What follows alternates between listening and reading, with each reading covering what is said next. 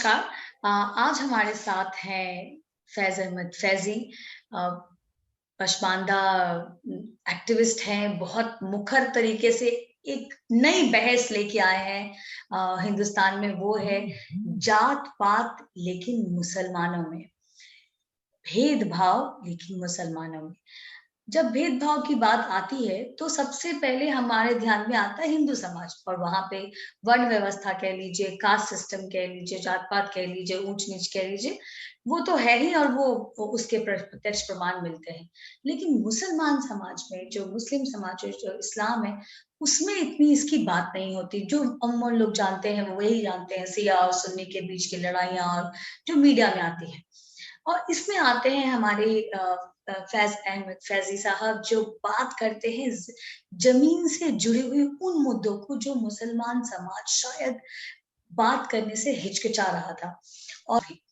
तो आज हम उनसे बात करेंगे। तो चलिए हम सबसे पहले तो स्वागत है आपका फैज़ अहमद साहब और बहुत-बहुत शुक्रिया हम अपना समय जी, जी। देने के लिए। नमस्कार, बहुत-बहुत आभार आपका कि आपने मुझे अपने मंच पे जगह दिया, जो भारत का सबसे वंचित समाज है, जिसे हम पसमानदा कहते हैं, जो देशज भारतीय मुसलमान है, उसकी बात को, उसके दुःख-दर्द के लिए आपने अपना मंच प्रदान किया, इसके लिए मैं आभार व्यक्त करता हूँ। बिल्कुल। तो पहले हम शुरू करते हैं, हम पसमानदा पे तो आएँगे ही आएँगे, क्योंकि वो आपसे खुद मैं ही जानना चाहूँगी। लेकिन जब हम सबसे पहले बात करते हैं इस्लाम की, तो सबसे पहले एक ध्यान आता है शरीयत का। तो ये आप थोड़ा इसको एक सिंपल शब्दों में बताइए, सरल शब्दों में बताइए कि ये क्या है? और क्या शरीयत लागू होने वाले जो देश है, जो शरीयत के हिसाब से चलते हैं, उसमें मुसलमान ज़्यादा खुश रहते हैं और या फिर वैसे देश जहाँ पे शरीयत नहीं है, लेकिन उस देश का कानून लागू होता है। ये आपने पहले ही बड़ा मुश्किल सवाल पूछ दिया। मैं कोशिश करता हूँ कि मैं इसका अच्छे से आंसर कर सकूँ। देखिए, शरिया जो है या शरीयत उसको कहते हैं। अरबी में जो आखिर में जो ते आता है, वो जब नाउन के तौर पे अगर बोलते हैं, तो वो शरीयत शरिया हो जाता है, सूरा हो जाता है। तो शरिया लॉ जो कहते हैं, लॉ को उसमें जोड़ देते हैं। शरिया जो है, शरीयत जो है आप ये समझिए कि उसको अगर आप कहना चाहें तो वो इस्लामिक लॉ है।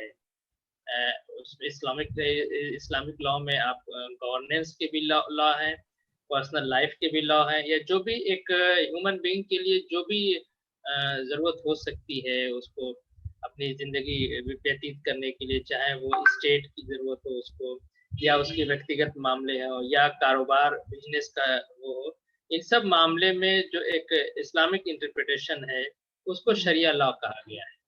ये एक ओके। शॉर्ट में डिफरेंस है और ये माना जाता है कि ये जो है कुरान जो एक रिविलेशन है, जो मोहम्मद सल्लल्लाहु अलैहि वसल्लम पे आसमान से उतारी गई थी ईश्वर की तरफ से, उस पे बेस्ड है। फिर उन्होंने जो अपनी इनकी जो टीचिंग्स थी, उनके जो डीड्स थे, यानी सिर्फ़ उनके सेइंग्स नहीं, उनके डीड भी, यानी उन्होंने जो उनके जो कथन थे और उनके जो क्रियाकलाप थे, सामूहिक रूप से वो सुनन कहे जाते हैं, सुनन बहुवचन है सुन्नत का।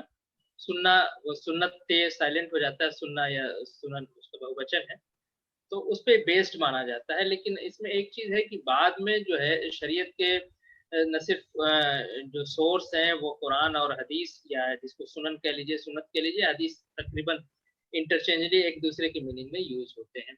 बाद में उसमें जो इस्लामिक विद्वान हैं, जो उलमा हैं या काज़ी हैं या इमाम जो हुए हैं, जो इस्लामिक लॉ के या इस्लामिक मैथोलॉजी के विद्वान माने जाते हैं, उन्होंने इसको कंपाइल किया है। तो उसमें बहुत सी चीज़ें ऐसी हैं जो मैन मेड हैं। बहुत कम चीज़ें हैं जो बिल्कुल ईश्वरीय है, जो बिल्कुल कुरान में है या अल्लाह के रसूल सल्लल्लाहु अलैहि वसल्लम ने कहा, लेकिन ब और उसके कई एक प्रिंसिपल है, जैसे उसमें एक इज्मा है, कयास है, उसमें कई एक चीज़ें आती हैं, उसका पूरा एक अपना डिस्क्रिप्शन है, अपना उसका एक सिस्टम है।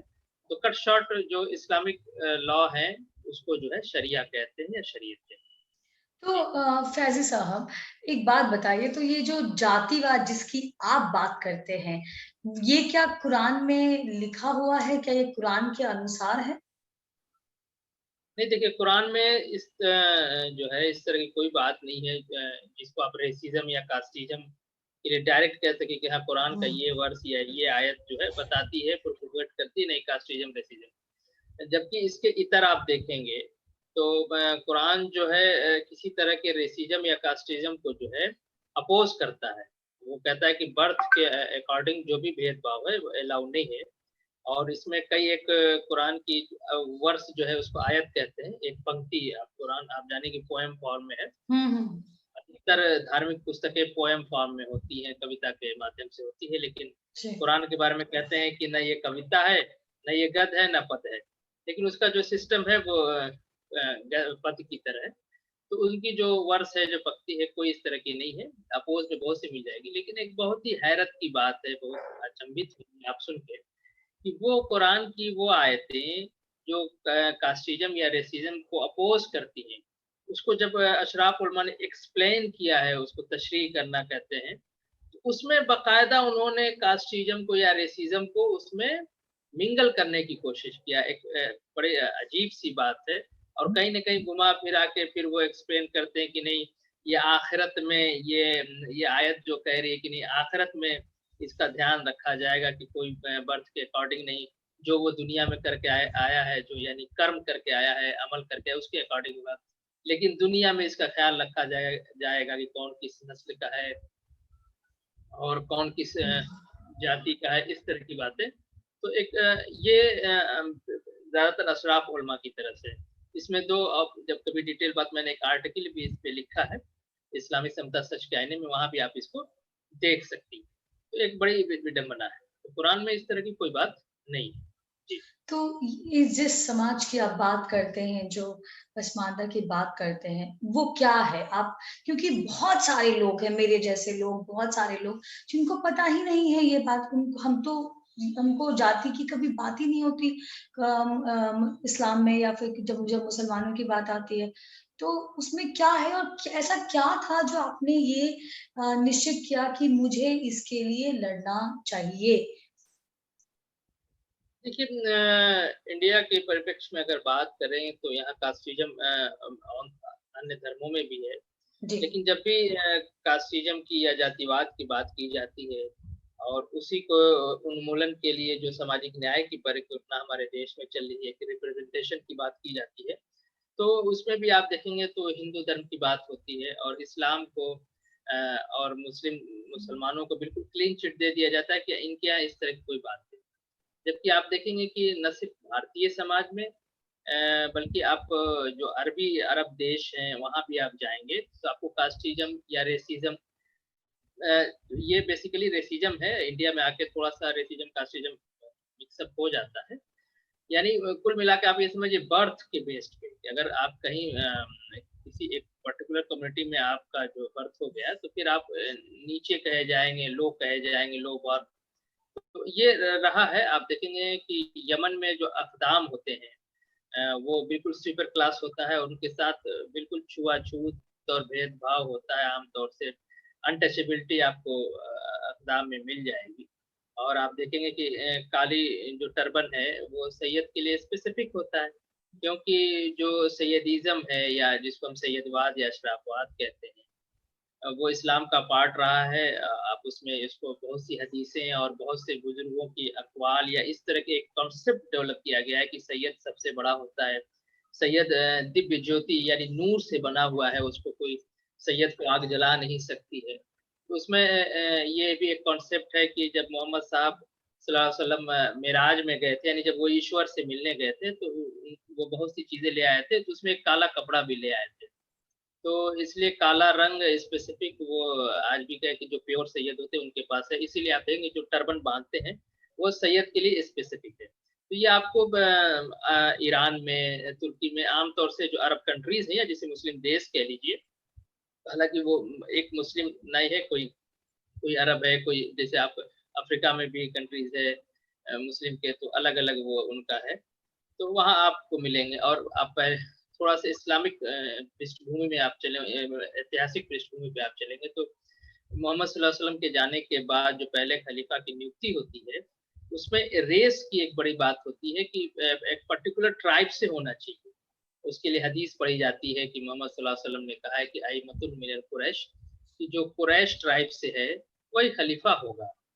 तो पहला जो नियुक्ति होती है वहाँ पे, तो ये उसमें एक बहुत बड़ी चीज़ फैक्टर था कि जो कुरैशी होना चाहिए, जबकि जो वहाँ पे जो सारे अरब इकट्ठा थे मुसलमान वहाँ पे, तो उन्होंने असद बिन वो साद बिन उबादा, अगर मैं नाम सही याद आ रहा है मुझे, साद बिन उबादा, जो वैस या खजरज, ये 2 ट्राइब थे जिनको अल्लाह के रसूल सल्लल्लाहु अलैहि वसल्लम ने अंसार कहा या अंसारी कहा।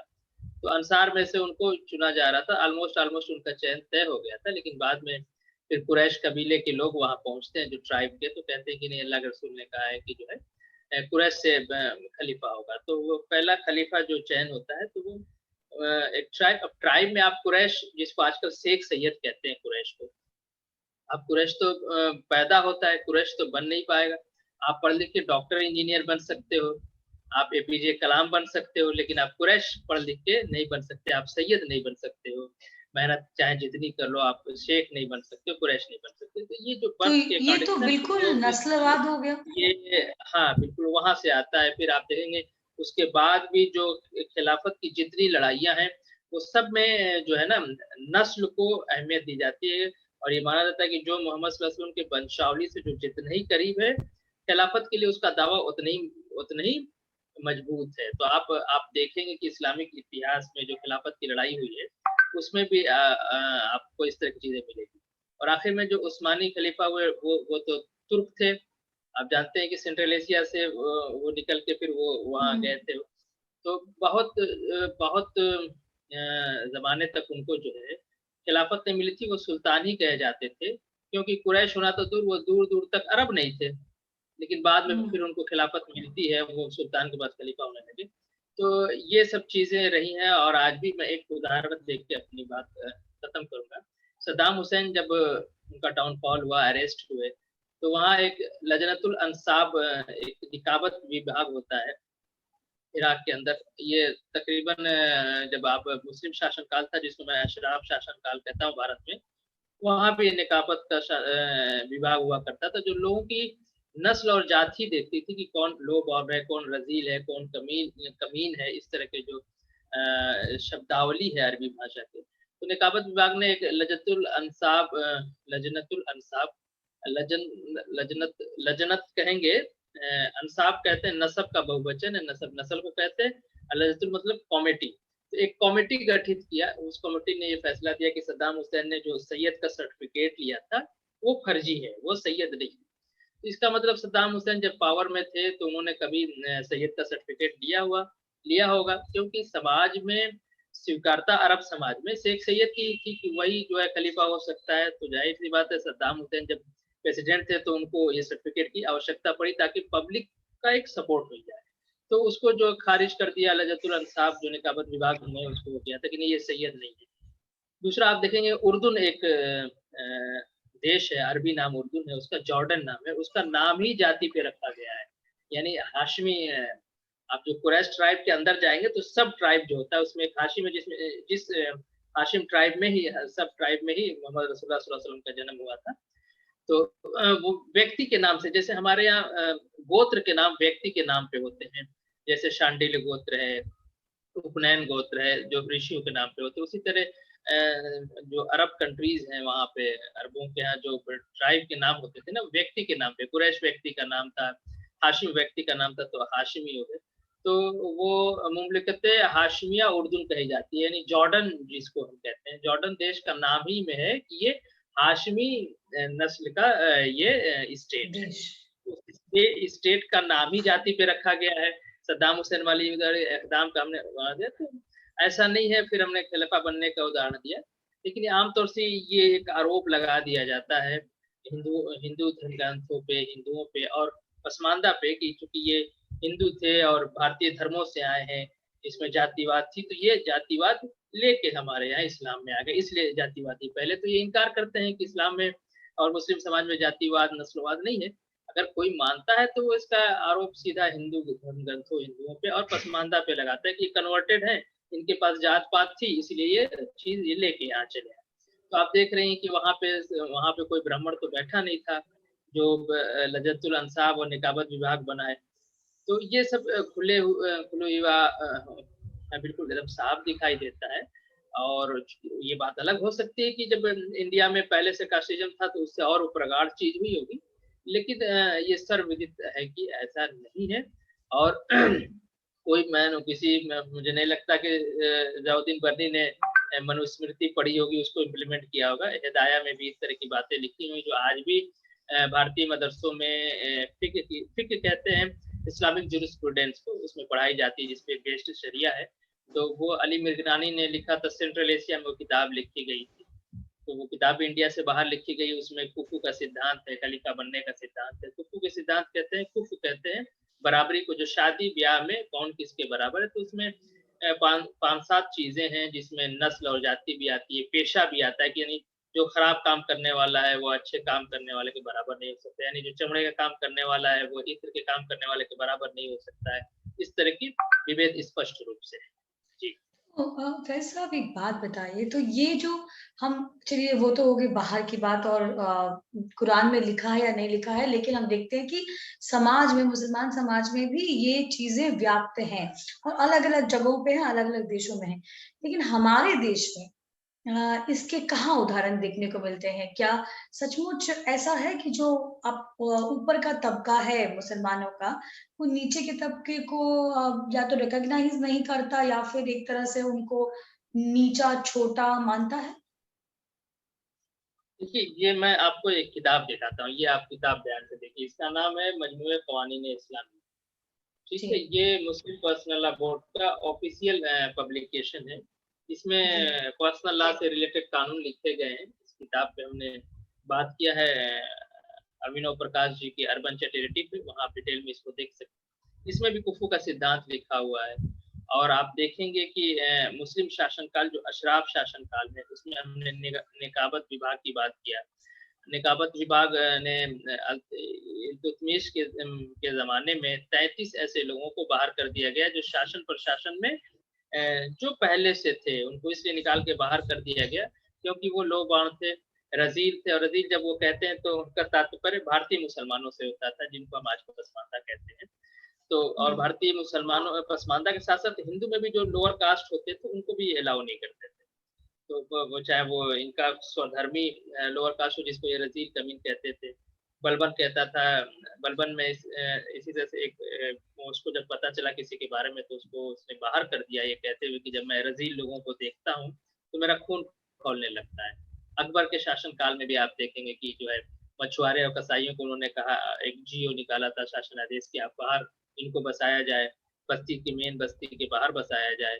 और वो इनसे कोई मेल-जोल न रखेगा, अगर कोई इनसे मेल-जोल रखता है तो उसे अर्थदंड लिया जाएगा। उन्होंने ये भी एक शासनादेश दिया था कि शहर में जो लोग बसते हैं उसमें रज़ील लोगों को, ये रज़ील कमीन का शब्द है, जिसका तात्पर्य जो है देशज पसमानदा मुसलमानों था, उनको उनको शिक्षा ना दिया जाए, क्योंकि जब ये शिक्षित हो जाएँगे तो फ़साद बर्पा करेंगे। और अकबर ने जो अर्थदंड लगाए, तो जो सजाएँ थी वो भी जाति और नस्ल को देख के होती थी। कोई शरीफ खानदान का या शरीफ का बहुवचन अशराफ होता है, उसको कम अर्थदंड देना पड़ता था, जो नीचे तबके का है उसको ज़्यादा अर्थदंड देना पड़ता था। और आखिर में जो मुगल बादशाह था, उन्होंने एक 500 की स्पेशल फोर्स बनाने की बात की थी। उसमें भी उन्होंने कहा था कि इसमें शेख सैयद मुगल पठान को रखना, आली हौसला यानी बड़े हौसले हिम्मत वाले ताकतवर लोग होते हैं, किसी रज़ील कमीन को न रखना। तो ये अर्दाल अजलाफ का जो शब्द आता है, रज़ील का बहुवचन अर्दाल है। और जलफ जलफ का बहुवचन जो है अजलाफ है। मतलब ओबीसी कास्ट अजलाफ में आ जाती है, जो मिडिल क्लासेस हैं, जो और नीचे हैं वो उसमें आ जाती है। तो इस तरह की बात मुस्लिम शासन काल में था। मौजूदा दौर में भी आप देख लेंगे कि जितनी मुस्लिम संस्थाएँ हैं, चाहे अल्पसंख्यक नाम से, मैं हमेशा एक बात कहता हूँ कि इस देश में अल्पसंख्यक का मतलब मुसलमान होता है प्रैक्टिकली, और मुसलमान का मतलब अशराफ होता है। तो अल्पसंख्यक जितनी भी संस्थाएँ हैं, अल्पसंख्यक नाम से मुसलमानों के नाम पे चलने वाली इस देश में आप देखेंगे, तो वहाँ सब आपको विदेशी, ये स्वघोषित, ये खुद को विदेशी कहते हैं, विदेशी अपने जाति या नस्ल का नाम अपने नाम के साथ लिखते हैं। और विदेशी शहरों का नाम, जैसे किरमान वाला किरमानी लिखता है, तब ईरान के शहर है। समनान वाला समनानी लिखता है, शेरवान वाला शेरवानी लिखता है। और जो है इस तरह के वो अपने बुखारा वाला बुखारी लिखता है। तो ये दिखाई देता है। तो अल्पसंख्यक और मुसलमान नाम से जिन संस्थाएं हैं, मुस्लिम पर्सनल लॉ बोर्ड देख लीजिए, अलीगढ़ मुस्लिम यूनिवर्सिटी का जो कोर्ट है, जो उसको रूलिंग बॉडी मानी जाती है, उसमें देख लें, कहीं भी आप देखेंगे तो ये विदेशी मुसलमान ही आपको हर जगह मिलेंगे। और ये बहुत शान से कहते हैं कि हम लोग विदेशी हैं, हम बाहर से आए, हमने इतने साल राज किया है और हम फलाने की नस्ल से हैं, हम फलाने के खानदान से हैं। ये कह के ये औरा पसमानदा के ऊपर, हिंदू के ऊपर डालते रहते हैं। उनका खूब आसानी से मुस्लिम तुष्टीकरण के नाम पे इस देश में अशराफ तुष्टीकरण चल रहा है। जी। तो फैज साहब, तो ये जो मुसलमान नेता हैं, जो पॉलिटिक्स में इस बात को जोर शोर से कहते रहते हैं कि माइनॉरिटी राइट्स और उनको मिलना चाहिए, उनको दबाया ना जाए, उनके हक छीने ना जाए, ये अपने समाज में जो यहाँ के जो देशज मुसलमान हैं, उनके अगर जो उनके हक छीने जाते हैं, उसकी बात क्यों नहीं करते? मैंने तो आज तक नहीं सुना है, शायद अगर आपने सुना तो मुझे बताइए। मैं सुनना नहीं, चाहूँगी कि मैं एक भी सुना है, ऐसा आपने नेता नहीं नहीं है। सुना है। और एक बड़ी हैरत की बात होती है कि हिंदू समाज में सामाजिक न्याय के लिए जो मुस्लिम लीडर हैं, विशेष जी, रूप से सब अशराफी होते हैं, उनको बड़ी दिलचस्पी होती है हिंदू समाज में सुधार की, हिंदू समाज में सामाजिक न्याय स्टेब्लिश हो। उनको बड़ी दुख होता है कि साहब सवर्ण बहुत ही अत्याचार कर रहे हैं पिछड़ों पे, सवर्ण बहुत अत्याचार कर रहे हैं दलितों पे। तो जितने भी ओबीसी के ऑर्गेनाइजेशन मिलेंगे या दलितों के ऑर्गेनाइजेशन मिलेंगे, शेड्यूल कास्ट के ऑर्गेनाइजेशन मिलेंगे आपको, बहुजन के जितने सब में अशराफ बड़ी पोस्ट पे मिलेगा आपको, या सपोर्टिंग भूमिका में होगा। तो ये वो करता रहता है। लेकिन आप देखेंगे एमआईएम जो है, ऑल इंडिया मजलिस इत्तेहादुल मुस्लिमीन, वो जो इत्तेहादुल मुस्लिमीन का नाम है, उसके उसके नाम में ही मुसलमान घुसा हुआ है। वो अपने किसी पोस्ट पे दलित को नहीं रखता है, लेकिन जो दलित का ऑर्गेनाइजेशन है उसमें बड़ी पोस्टों पे आपको अशराफ मिल जाएंगे। लेकिन बहुत एक अजीब विडंबना है इस देश के अंदर, यही अशराफ अपने समाज में सामाजिक न्याय की इसको फिक्र नहीं, इसको हिंदू नट की बड़ी फिक्र होती है कि हिंदू नट बाहर झोपड़ी लगा के रहता है, हिंदू चमार की इसकी बड़ी चिंता होती है, हिंदू भंगी की बड़ी चिंता होती है। लेकिन जो कलमा पढ़ने वाला मुसलमान भंगी है, मुसलमान नट है, मुसलमान धोबी है, मुसलमान भक्को है, पमरिया है, ये गदलद्दा एक जाति होती है, गोरकन जो कब खोदने वाली एक जाति होती है, मिरासी होते हैं, इन्होंने जातियां बना दी। इनको गाने बजाने वाले चाहिए तो उन्होंने एक जाति बना दी। मिरासी फारसी का शब्द है, मेहतर फारसी का शब्द है। इस तरह की जो बातें हैं उनको फिक्र नहीं होती। ये कभी नहीं कहते कि हाँ मुस्लिम पर्सनल लॉ बोर्ड में आओ, तुम भी मुसलमान हो, कलमा पढ़ते हो, मेरे भाई हो, आ जाओ, बैठो मेरे पास बैठो। ये छाती पीटते रहते हैं कि मुसलमानों पे बहुत जुल्म हो रहा है, सरकार बहुत जुल्म कर रही है और बहुत ये हो रहा है, इस तरह के कानून बन रहे हैं, हजार तरह की बात करते हैं। लेकिन अपने मुसलमानों में ये सिर्फ जो 10% जो अशराफ है, पूरा माइनॉरिटी विमर्श वही उसी का है। और आप देखेंगे जितने भी गवर्नमेंट के ऐड आते हैं या बाहर से जो पसमानदा की फटी टोपियां और पसमानदा की गरीबी दिखा के, क्योंकि हमारे नंबर ज्यादा है, सच्चर कमेटी की रिपोर्ट दिखाते हैं। सच्चर कमेटी की रिपोर्ट ने ये कहा था, चैप्टर नंबर 10 में आप देखेंगे कि जो मुस्लिम धर्मावलंबी जो दलित है, उनकी हालत हिंदू धर्मावलंबी दलितों से खराब। इसको अशराफ ने ये बात कह के प्रचारित किया कि मुसलमानों की हालत मुस्लिम दलितों से खराब है। अब अशराफ ने ये बात कह दी, पूरा उर्दू मीडिया ने इसको उछाला, और तथाकथित इस देश के अंदर जो हिंदू हैं सेकुलर लिबरल, उन्होंने भी हाँ में हाँ सियार की तरह हुआ में हुआ मिला के कि ये झूठ इतनी बार बोला गया कि लोगों ने मान लिया कि हाँ सच्चर कमेटी ये कहती है कि मुसलमानों की हालत दलितों से भी बदतर है। जबकि सच्चर कमेटी ने ये कहीं नहीं कहा। सच्चर कमेटी ने ये कहा था कि जो मुस्लिम धर्मावलंबी दलित है, जैसे मुस्लिम धर्मावलंबी जो धोबी है, वो हिंदू धर्मावलंबी धोबी से उसकी हालत बहुत खराब है, क्योंकि इसे आरक्षण शेड्यूल कास्ट का नहीं है और भी इसलिए उसमें नहीं आ पाता है, और वो क्योंकि हिंदू धर्म को मानने वाले को आरक्षण में, इसलिए वो आगे है। तो एक कंपेरेटिव स्टडी किया था जिसको बहुत ही मिथ्या प्रचार किया गया है। तो एक बड़ी विडंबना है कि वो अपने समाज में सामाजिक न्याय की बात नहीं करता है। और मुझे समझ में नहीं आता कि देश के अंदर इतने इंटेलेक्चुअल लोग हैं, पढ़े लिखे लोग, इस सवाल को आज तक उठाया क्यों नहीं गया। ये हम पसमानदा आंदोलन की तरफ से हमेशा इस बात को उठाया गया, लेकिन हमारी रीच उतनी नहीं है। मुख्य धारा की मीडिया, मैं आपका आभार व्यक्त करूंगा कि आप अपने मंच से हमें मौका दिया है और मैं बोल रहा हूँ। और पसमानदा समाज जो 90% मुसलमान है, जो भारतीय मूल के मुसलमान है, जो मूल निवासी हैं, उनकी बात मैं कर रहा हूँ। उनकी आपके मंच से आवाज दूर तक जाएगी। तो इसको बड़ा इग्नोर किया गया और एकदम क्लीन चिट दी जाती कि नहीं भाई इनके यहाँ तो कास्टिज्म है ही नहीं। आप हमें लगता है कि आप आँख बंद करके सड़क पे चलते हो क्या? आप किसी मुस्लिम मोहल्ले से गुज़रिए, जिसको बारे में कहा जाए बहुत गंदगी, वो गंदगी कौन है? अब देखिए, वो गंदगी हम हैं, ना हमें खाने को है, ना पहनने को है, ना हमारे उस तरह से आगे बढ़ने की जो भी कुछ पसमानदा की जो स्थिति थोड़ी-सी अच्छी हुई है ना इस देश में संविधान की वजह से। संविधान था तो एपीजे अब्दुल कलाम साइंटिस्ट भी हो गए और राष्ट्रपति भी बन गए।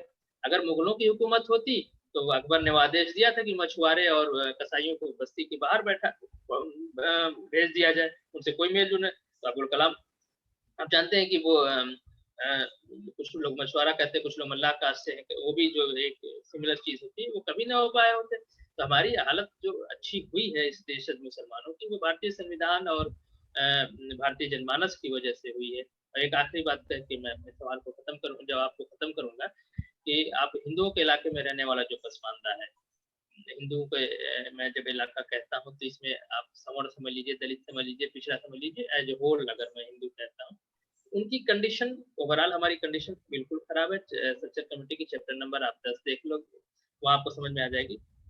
कंपैरिज़न में उनकी थोड़ी-सी जो हिंदुओं के इलाके में रहने वाले पसमानदा, उनकी कंडीशन थोड़ी-सी अच्छी होती है, उनके कंपेयर में जो अशराफ के इलाके में है, जहाँ अशराफ तो संख्या में कम है, जहाँ अशराफ प्रभावी है, जहाँ पे अशराफ नवाब रहा है, जहाँ पे अशराफ ज़मींदार रहा है या जहाँ से अशराफ एमएलए, एमपी होता है, वहाँ के आप पसमानदा के देखोगे तो बिल्कुल उनको जो है ना मानसिक रूप से और शारीरिक रूप से वो गुलाम की तरह बिहेव भी करते हैं, गुलाम की तरह दिखाई उनकी हालत और खराब है।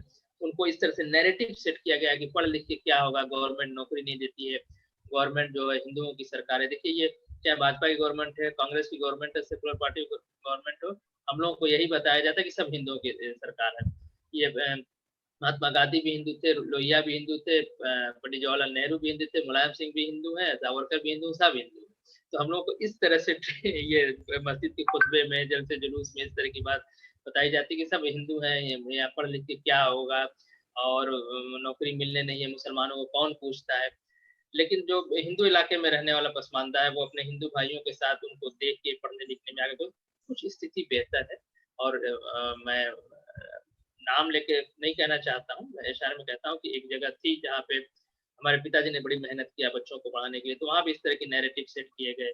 तो लेकिन फिर वहाँ पे जब लड़के डॉक्टर हुए, इंजीनियर हुए, उस जगह से निकल के लड़के बाहर जाके पढ़ने लगे, तो उनको समझ में आया कि नहीं इसके बाहर भी दुनिया है जो अशराफ का एक एक घेट्टो बना के जो इन लोगों ने रखा था। फिर वहाँ से जब लड़के पीसीएस हुए थे, फिर आईएएस भी हुए, एक परिवर्तन की बयार भई। तो ये एक आम साफ तौर से आपको दिखाई देगा कि हिंदू इलाके में रहने वाला पसमानदा की स्थिति कुछ बेहतर है, मुसलमान या अशराफ डोमिनेटेड या अशराफ प्रभावी इलाकों में रहने वाले मुस्लिम पसमानदा। जी। बिल्कुल बखिया उखेड़ रहे हैं आप तो। यहाँ तो हमारे मैं यूपी देखिए में कहते हैं ना कि बखिया उखेड़ देना।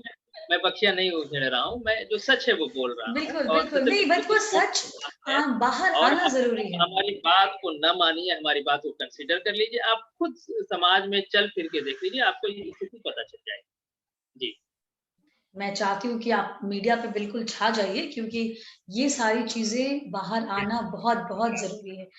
अ, ख़ैर मुस्लिम पर्सनल लॉ की तो मैं क्वेश्चन करने वाली थी लेकिन आपने तो उसका मुझे उत्तर पहले दे दिया कि क्यों आप कहते हैं कि उनको नैतिक अधिकार नहीं है, कि वो कहते हैं कि वो सारे मुसलमान समाज का रिप्रेजेंटेशन करते हैं।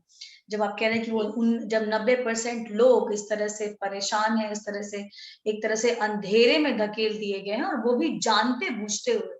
ऐसा नहीं है कि इसमें कुछ मुश्किलें हैं, अगर वो चाहता कोई नेता अगर मुसलमान तो वो अगर सच में वो चाहता है कि समाज आगे बढ़े तो वो जानता है कि 10% बढ़ेगा तो कभी समाज आगे नहीं बढ़ेगा।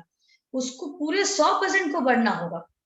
10% तो ऑलरेडी बढ़ा हुआ है, उनके तो बंगले होते हैं, लंदन में वो हॉलिडे करते हैं, लेकिन ये जो 90% है, इसका आगे आना बहुत ज़रूरी है। ठीक है, जी, अभी बिल्कुल। देखिए देश हमारा है तो पहले यहाँ के संसाधनों पे हमारा हक है। हम ये नहीं कहते जो बाहर से आए मुसलमान हैं उनको निकाल के बाहर कर दिया जाए। लेकिन जो सामाजिक न्याय की परिकल्पना है, उसको मुस्लिम समाज में स्थापित करने की तरफ हमको कदम बढ़ाना तो चाहिए। तभी इस फ्रांसिस देश आप का इस सर्वांगीण विकास अब जी, जी।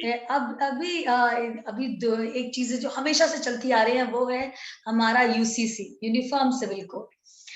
जी, तो उसपे जब भी ऐसी बात होती है तो जो ये मुस्लिम समाज के जो आप बोल रहे हैं 10% बाहर से आए हुए जो हैं जिन्होंने कब्जा एक तरह से कब्जा कर रखा है सारा जो मुस्लिम पॉलिटिक्स है उसको, और वो अपना एक नैरेशन बनाते, तो वो सबसे पहले उछल खड़े होते बोलते नहीं ये तो हमारे साथ ज्यादती होगी और ये सही नहीं है, भारत के संविधान के खिलाफ है, भारत के संविधान के आत्मा के खिलाफ। इसको आप कैसे देखते हैं? क्या कहते हैं? क्या ये सोचते हैं कि कहते अगर हैं ये कि लागू हुआ तो क्या होगा? संविधान के आत्मा के खिलाफ है।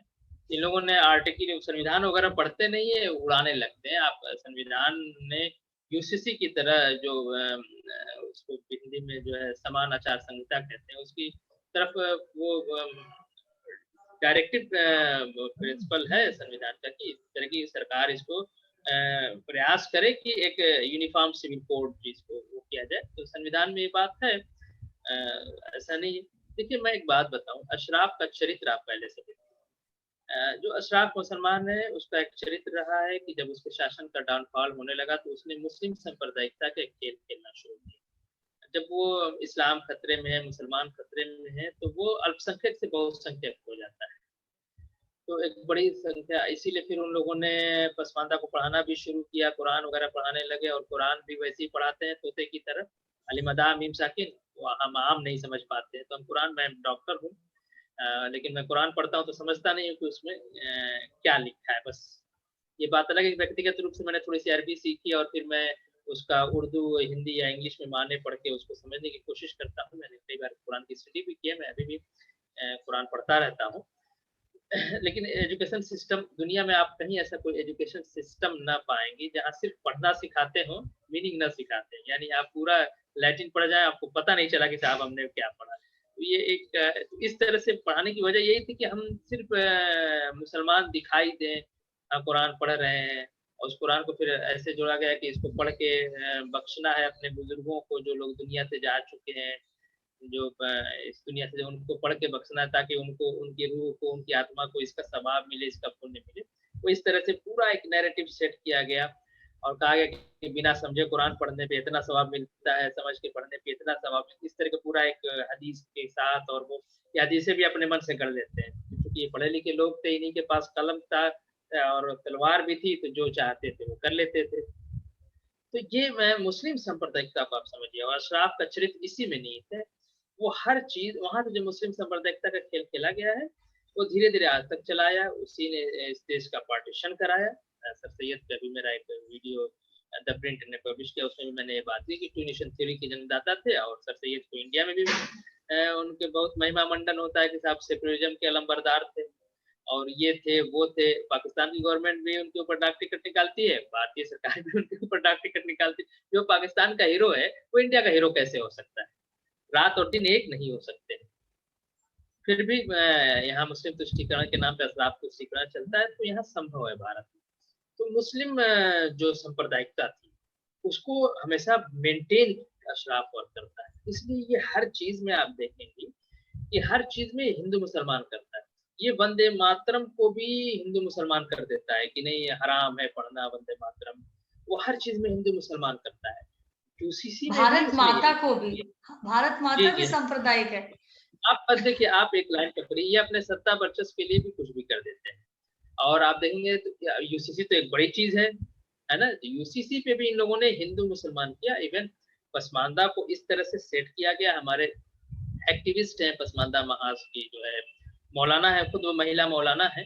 वो बताती हैं कि जब वो मदरसे में पढ़ रही थी तो उनको बताया जाता था कि जब यूसीसी आ जाएगा तो मुसलमान टोपी नहीं पहन सकते हैं, वो अपने मुर्दों को दफन नहीं कर पाएंगे, उनको जलाना पड़ेगा। इस तरह का दुष्प्रचार वो मुस्लिम कम्युनिटी में करते हैं। तभी तो हम तैयार होंगे जब देखिए इस्लाम खतरे में है, मुसलमान खतरे में है, हमारा मजहब खतरे में है, हमारी तहजीब खतरे में है।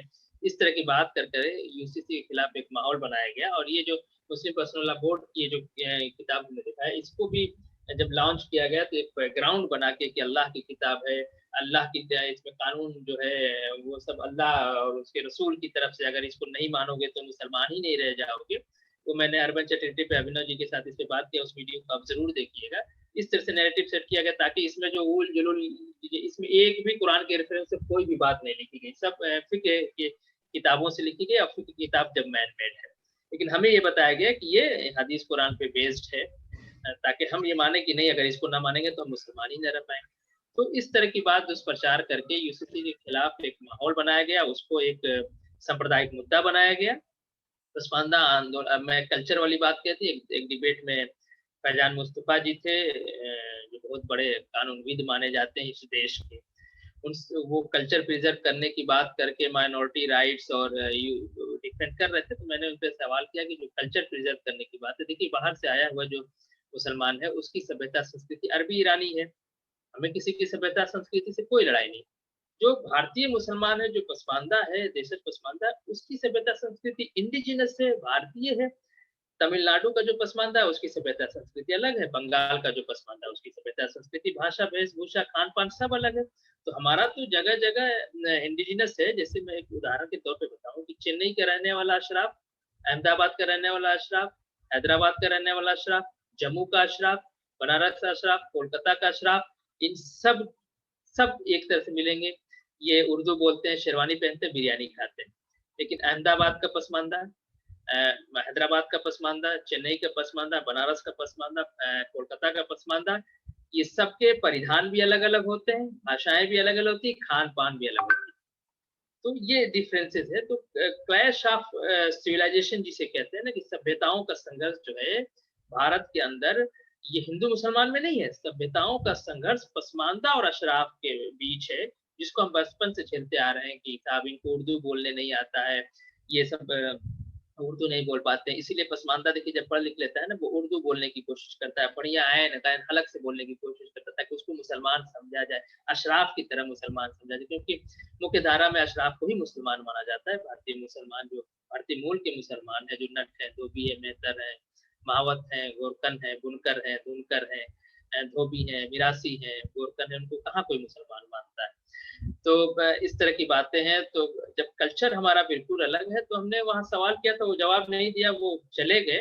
वो जवाब देना चाहिए था, बहुत कानून के ज्ञाता हैं, उनको बताना चाहिए था। कल्चर और यूसीसी में एक बड़ा फैक्टर है, लोग कहते हैं कि नहीं ट्राइब से कल्चर अलग है, इसलिए उनको कुछ विशेष सुविधाएं मिलनी चाहिए। उनको अपने व्यक्तिगत जो शादी ब्याह है या जो उत्तराधिकार है, 3-4 चीजों में ही यूसीसी का समस्या फंसती है। तो जब हमारा कल्चर अशराफ से अलग है, हम अरबी ईरानी कल्चर के नहीं है, अगर यूसीसी की बात हो रही, तो हमें भी एक हमारे भी रिप्रेजेंटेटिव को बुला के बात कीजिए कि भाई हमारा कल्चर जब अशराफ से, तो आप इस्लाम के नाम पे, मुसलमान के नाम पे, यूसीसी के नाम पे, मुस्लिम पर्सनल बोर्ड के नाम पे आप अपना ईरानी अरबी कल्चर हमारे ऊपर क्यों थोपते? भाई हमारी औरतें बिछिया पहनती है, सिंदूर लगाती हैं, मंगलसूत्र पहनती हैं, साड़ी पहनती हैं, तो हम क्यों अरबी की तरह सोक पहने जाए, पूरा ऊपर से नीचे तक ढका रहता है।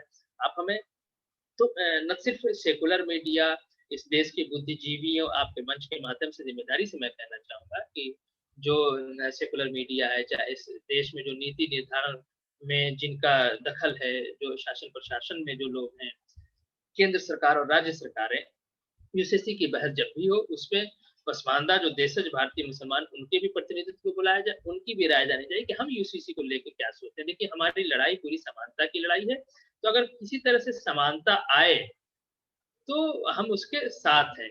उसमें हमारा भी पक्ष होना चाहिए। यूसीसी की ड्राफ्टिंग क्या होती है, उसमें भारतीय मुसलमान जो 90% उनका पक्ष भी रखा जाए। सिर्फ मुसलमान नाम से विदेश से आए हुए और आज भी जो अपने नाम के साथ विदेशी शहरों और विदेशी शेख सैयद जो विदेशी नस्ल को प्रभावित करता है, उसको लेके चलते हैं, ये गलत बात। एक बात मैं कहूँ, जो अशराफ शासनकाल था उसमें मोहम्मद बिन तुगलक का नाम जौना नाम था, बिल्कुल वो हिंदू नाम कह लीजिए या भारतीय नाम कह लीजिए, उन्हीं के नाम पे जौनपुर है। मोहम्मद बिन तुगलक के नाम से हुए अपने राज्याभिषेक हुआ था। आप जानते हैं कि इतिहास, उस वक्त का इतिहास सब अशराफ उलमा ने लिखी है, अशराफ बुद्धिजीवी ने लिखा है। और मोहम्मद बिन तुगलक सबसे बदनाम राजा है। आप देखेंगे औरंगजेब को बदनाम ये लोग नहीं करते हैं, पक्ष विपक्ष की बात जरूर होती है, लेकिन टोटली मोहम्मद बिन तुगलक राजा जौना मैं उसको कहता हूँ, और उसके पिता जो गयासुद्दीन तुगलक, वो बदनाम है। उसकी एक बड़ी वजह थी कि उन्होंने यूसीसी माने यूनिफॉर्म सिविल कोड आप जिसे कह लीजिए, क्योंकि उस वक्त तक उसके बाद भी अभी भी सैयद को आप कैपिटल पनिशमेंट नहीं था, यानी सैयद को आप फांसी नहीं दे सकते, सैयद को आप मृत्युदंड नहीं दे सकते। लेकिन गयासुद्दीन तुगलक और जमुना मोहम्मद बिन तुगलक ने कहा कि नहीं, कैपिटल सियासत उसको कहते हैं, और मोहम्मद बिन तुगलक का सियासत बहुत ही प्रसिद्ध था। सियासत का मतलब एक राजनीति होता है, सियासत का मतलब एक कैपिटल पनिशमेंट भी होता है कि वो सैयद लोगों को, सूफियों को उसने सजाए मौत दी थी। ये एक बड़ा फैक्टर है जिससे उसको पागल कहा जाता है। मोहम्मद बिन तुगलक पे तुगलकी, बहुत सी बातों हाँ, मजाक और जो उड़ाया भी जाता इसमें है। खराब बात कही जाती है, ये औरंगजेब को नहीं कहते हैं, ये अकबर को नहीं कहते हैं, जिसने एजुकेशन के लिए बकायदा जीदो ने कहा था कि एजुकेट नहीं करना है इन रजीलों कमीनों को, तो उसको पागल नहीं कहते, वो महान है अकबर, और बहुत से बड़े-बड़े हिंदू बुद्धिजीवी भी उसको महान ही समझ होंगे महान, लेकिन भारतीय मुसलमानों के परिप्रेक्ष्य से देखेंगे, वो हमारा ऑपरेशन था, वो हमारा उत्पीड़क था, उन्होंने हमें आगे नहीं बढ़ने दिया। अगर देश आज़ाद न हुआ था, भारतीय संविधान न लागू हुआ होता, तो हम और पस्ती की हालत में होते, हम कहाँ होते हमें कुछ पता नहीं। जी।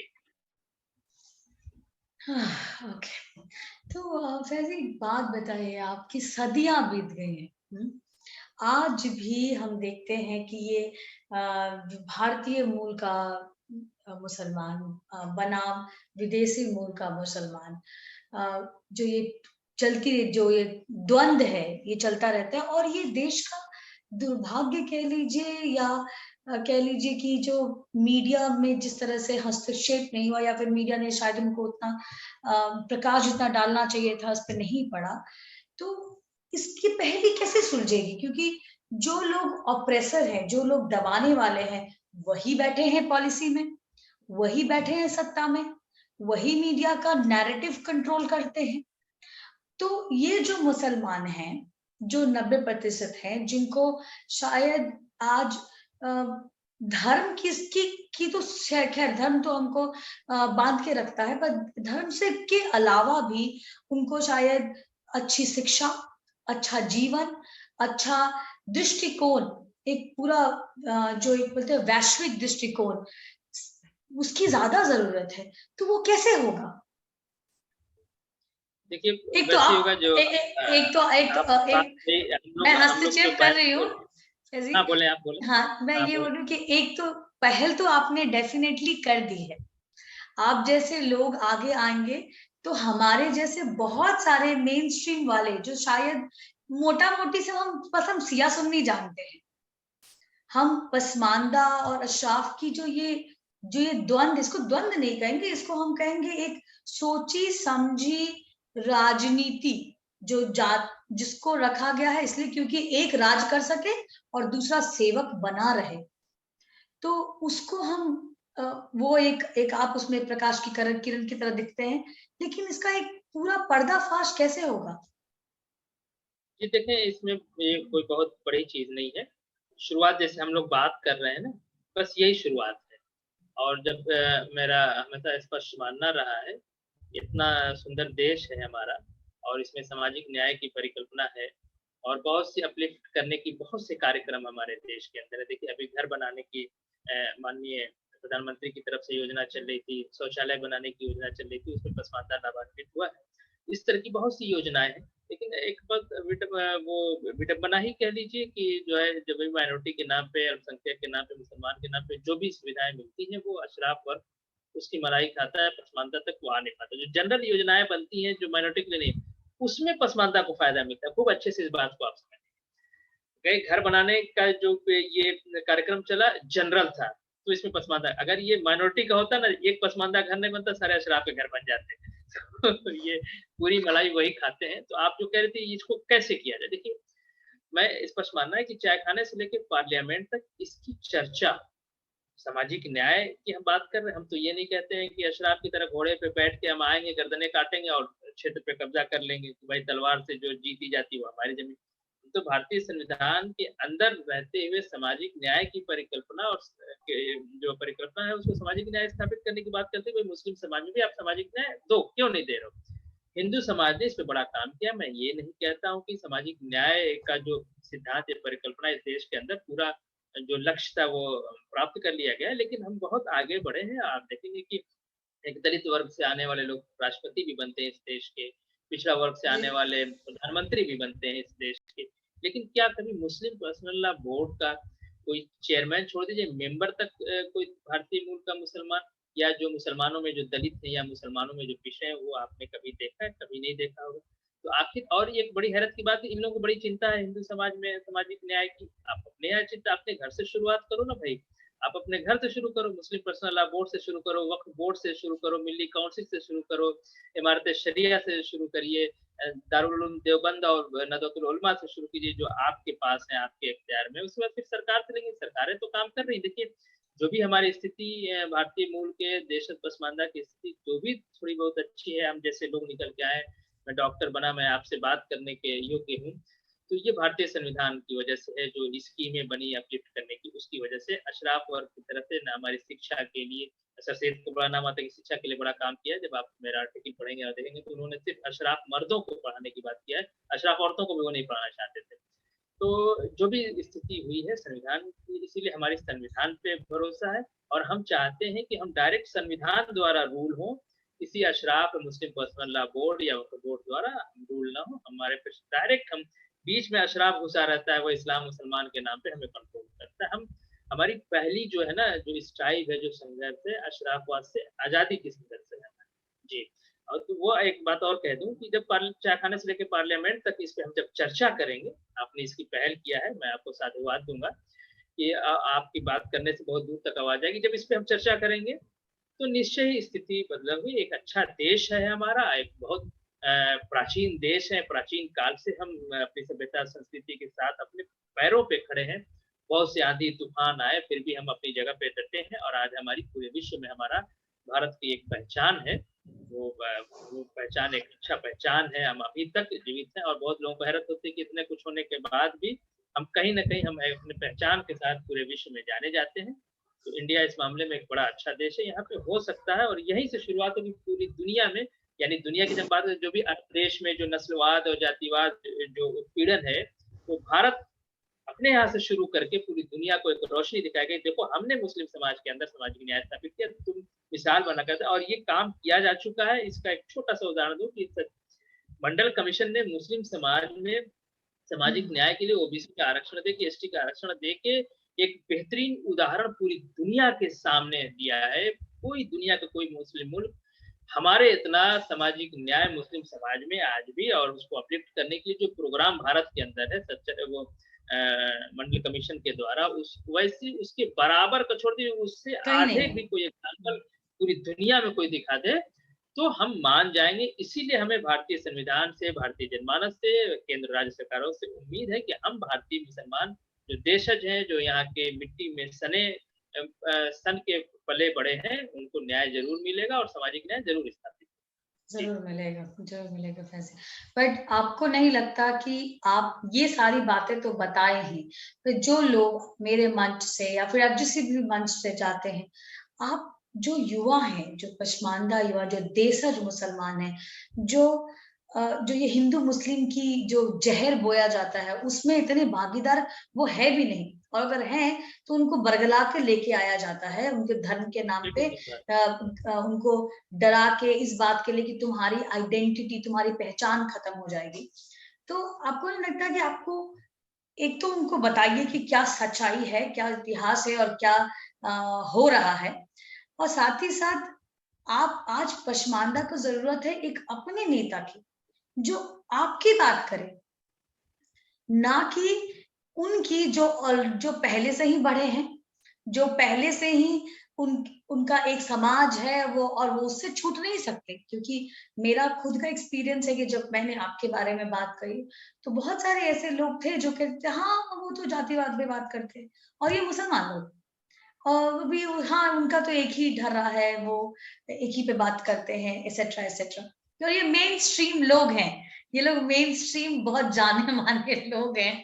तो ये लोग, और मैं बोला नहीं, बट मैं फिर भी मुझे उनकी बातें काफी इंटरेस्टिंग लगती हैं। मुझे ऐसा लगता है कि मैं इस मुसलमानों के इस चेहरे को जानती ही नहीं हूँ। मैं टोकूंगा, अगर हार्ट का स्पेशलिस्ट है तो हार्ट की ही तो बात करेगा, हार्ट का ही पेशेंट देखेगा, हार्ट का ही इलाज करेगा, जो जिस क्षेत्र में होता है। मैं मुस्लिम समाज की कुरीतियों पर, मुस्लिम समाज में जो नस्लवाद जातिवाद के अगेंस्ट काम कर रहा हूँ, तो मैं तो यही बात हर जगह कहूंगा ना मैं कहाँ से एपीजे अब्दुल कलाम की तरह से स्पेस साइंटिस्ट बन जाऊँगा और मिसाइल बनाने की बात करने लगूँगा। जो व्यक्ति जिस क्षेत्र में काम करता है वही बात करेगा, है ना? तो ये कौन-सी बात है बिल्कुल। जो नहीं, ये तो बात वो वो बात है शायद जी। कि देखिए और मैं वहाँ पहले देखिए हम लोग वहाँ काम कर रहे हैं ना जहाँ कोई काम नहीं, इस देश का कोई बुद्धिजीवी वर्ग या जो भी आप कह लीजिए, वहाँ कोई काम नहीं कर रहा है जहाँ हम काम कर रहे हैं। तो एक तो ऐसे ही हमारे पसमानदा एक्टिविस्ट बहुत कम है, उस पर से हम जैसे लोगों को कोई और काम लगा दीजिएगा तो फिर ये काम कौन करेगा?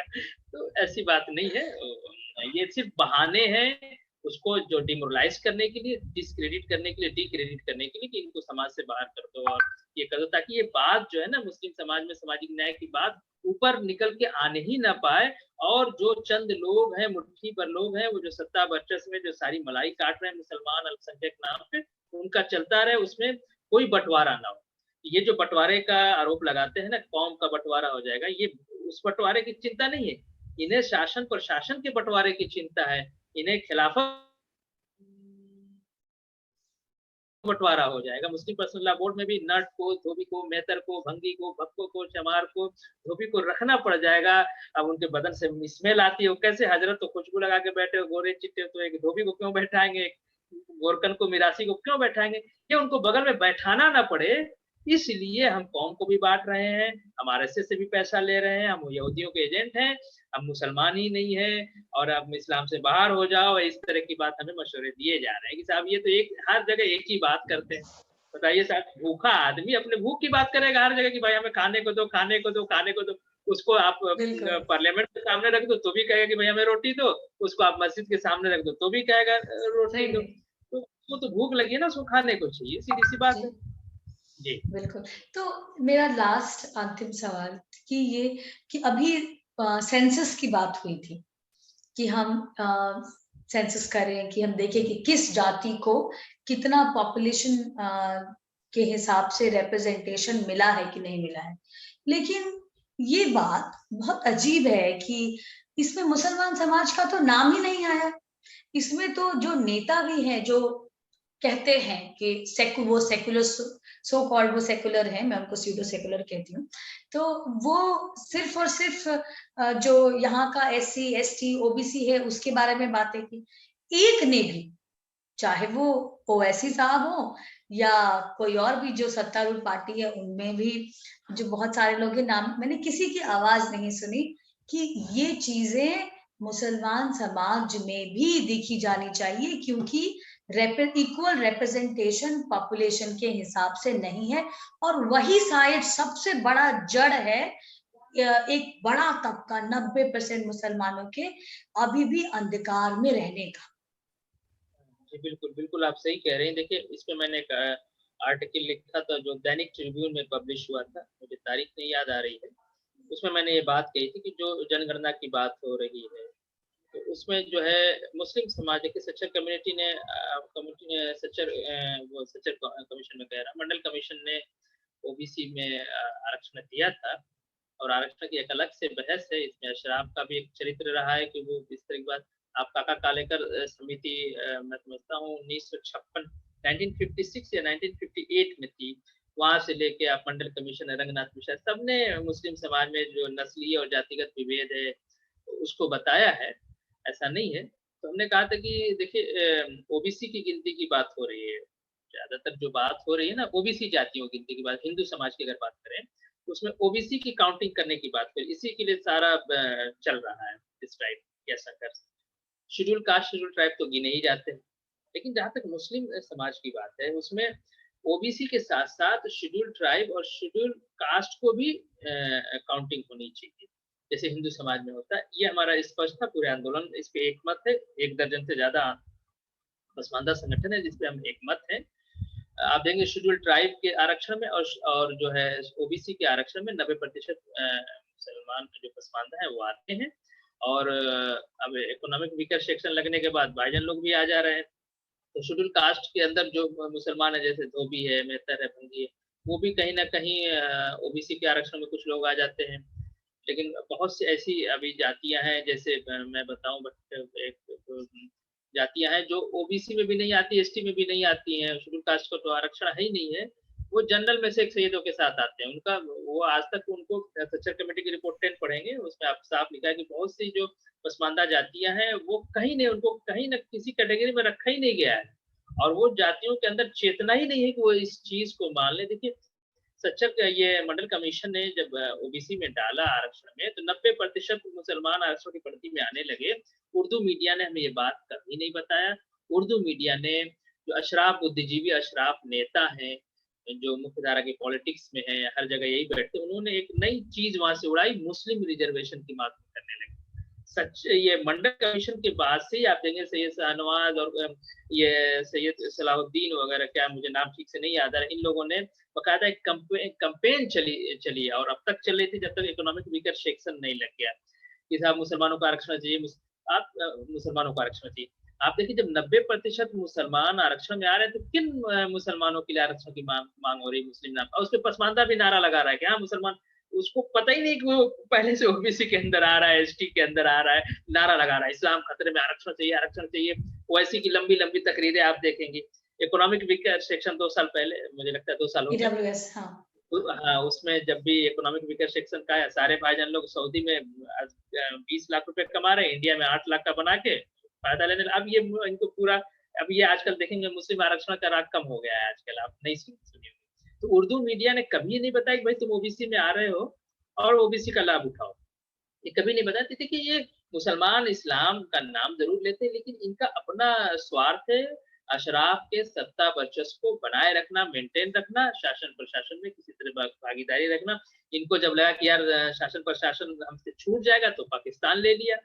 अब इनको लगा कि नहीं था पाकिस्तान हो गया, उसके बाद भी यहाँ पड़े रह गए और उसके बाद भी ये अपने शासन-प्रशासन में बने हुए भाजपा की गवर्नमेंट में भी मंत्री बन जाते। एक बात कह के अपनी बात खत्म कर लूँ, जो अशराफ बीजेपी के अंदर है, कभी आप चाहे ओवैसी जी हों, चाहे तथाकथित जो सेकुलर पार्टियों में जो अशराफ हैं, वो कभी भारतीय जनता पार्टी के सैयद लोग जो हैं उसमें मंत्री बने, उनको कभी क्रिटिसाइज़ नहीं करता है। ये बड़े आसान से, अब बहुत ही कटु शब्दों में मोदी की, योगी की आलोचना करता है, हिंदू भाजपा नेताओं की आलोचना करता है, लेकिन कभी अशराफ नेताओं की जो भाजपा में उनकी आलोचना कभी नहीं करता है। एक मौन सहमति है, तू मोरा हाजी बगूँ, मैं तोरा हाजी बगूँ, यानी तुम मेरी तारीफ करो, मैं तुम्हारी तारीफ करूँ। वहाँ पे वो हमला नहीं करते, क्योंकि वो भाजपा के अंदर रह के अशराफ के सत्ता वर्चस्व को ही निर्धारित कर रहा है, उसको मेंटेन रख रहा है। तो ये हर जगह बैलेंस बना के चलते हैं। तो इनका स्पष्ट रूप से दिखाई देता है। जी।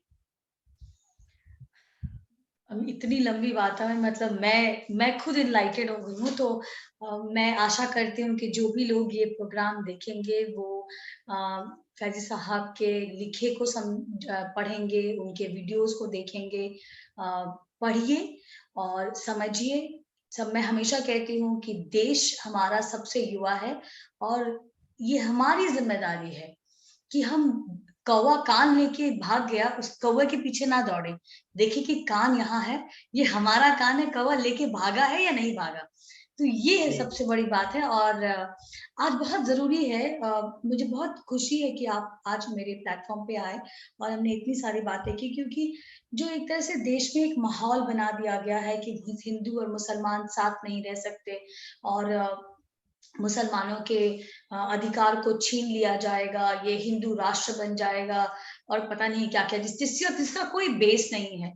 और आज आप आए, आपने एक ऐसे समाज की बात की जिनके शायद बहुत ज़्यादा नुमाइंदे नहीं आ पाते हैं मीडिया में, उनकी बातें नहीं हो पाती हैं। तो मैं अपनी तरफ से, अपने दर्शकों की तरफ से आपको साधुवाद देती हूँ, आपको बहुत-बहुत कांग्रेचुलेट करती हूँ। आप अब इसी तरह अपनी आवाज़ बुलंद किए रहिए और भारत को आप जैसे आवाज़ की ज़रूरत है। मैं जी, दुआ बहुत-बहुत करूँगी, धन्यवाद। आशा करूँगी कि आपकी आवाज़ में बाकी जो 90% पसमानदा है, उनकी आवाज़ मिल जाए और हम एक सशक्त, एक एकजुट भारत बना सकें। नमस्कार। बिल्कुल, बहुत-बहुत धन्यवाद। नमस्कार। नमस्कार।